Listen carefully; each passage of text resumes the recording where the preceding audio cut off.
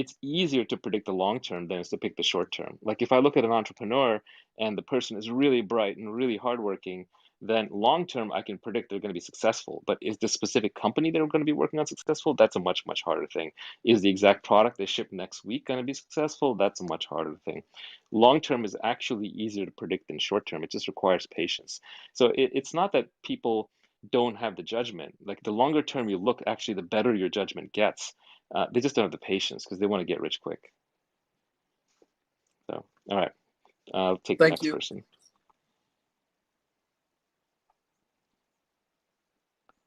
All right, let's see who's next.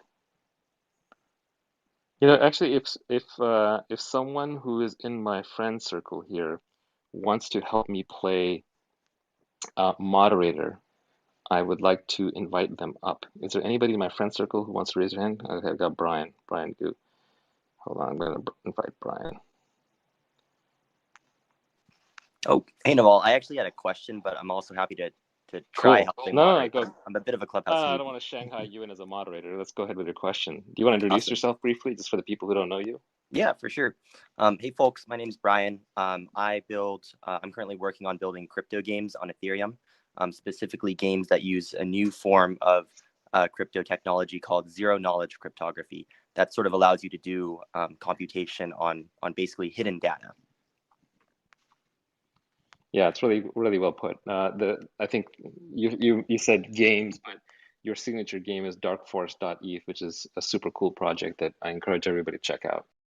Yeah, absolutely.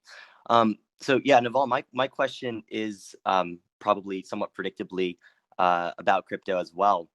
And it's basically, well, in the last 1 to 3 decades, the internet and hyperscalable technology businesses and startups seem to have driven a lot of like organizational innovation. So, creating new norms around both like building products as well as for allocating capital. Things like, equity financing, things like this. And my question for you is, what kinds of organizational innovations do you think crypto and startups in, this decade, the 2020s, will spur? Oh yeah, I think this is actually one of the least covered and most important things going on right now. uh, Crypto completely changes the nature of the firm, right? So Ronald Coase, who's the economist, famously had the theory of transaction costs and the size of the firm, and he basically said the boundary of the firm, the optimal size of the firm, is set by transaction costs. And when transaction costs are high, when doing deals is expensive and difficult because it's hard to convey the nature of the deal, then you bring that facility in-house. You hire a person to do that. So for example, let's say I want to do accounting or bookkeeping, right, for my company. And if it's very hard and complicated, like I'm in the finance business, or like I'm like, for example, with AngelList, where accounting and bookkeeping is very complicated because we're a financial services business, you got to bring that in-house. But if you're a small company and if it's kind of easier, simpler to do, then you can contract for it for more easily, and you contract with someone to do it outside. And so the size of the firm is just dictated by what can I outsource and what do I bring in based on how difficult is it to articulate what that thing is and to get someone to do it.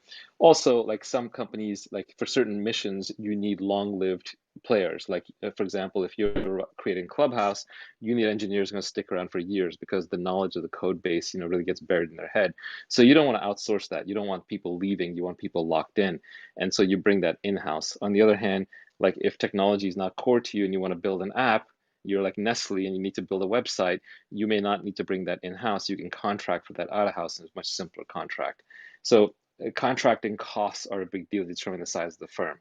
So now with crypto, how does that play? Well, in crypto land, everything is like extremely well defined. Like you can build a piece of code that is then a function that has a unique global ID on, so let's say, the Ethereum blockchain, and I can call that piece of code and I can sort of coin into it. And on the other end, you're going to give me the answer, and you might even change the money that I put in and transform it into more money or less money based on what I called that function for. So in crypto land, like all the code that has been built is automatically exposed by APIs. All the services are sort of exposed to each other, and this is a thing called composability. And so, like Lego blocks, everything in the crypto ecosystem kind of plugs into each other. Not everything, but almost everything for practical purposes. So that right there squishes down the size of the firm.